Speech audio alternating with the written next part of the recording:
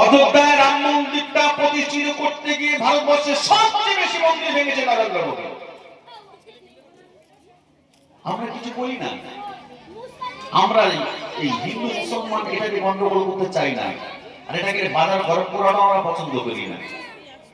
কোরআন এমন একটা জিনিস, তামাম পৃথিবীতে কোনো মায়ের লালের ক্ষমতা হয়নি কোরআনের একটা বিরুদ্ধে ভুল ধরা। জোরে বলবেন না সুবহানাল্লাহ।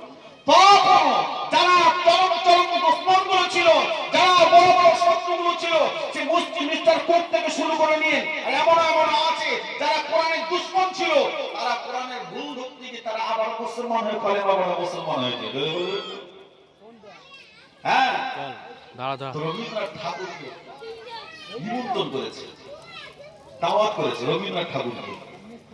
এখন মুসলিম পাবে গেলেন, ও যুবকেরা, ও খিদিরপুর এলাকার মানুষেরা, ও হাসনাবাদ এলাকার মানুষ,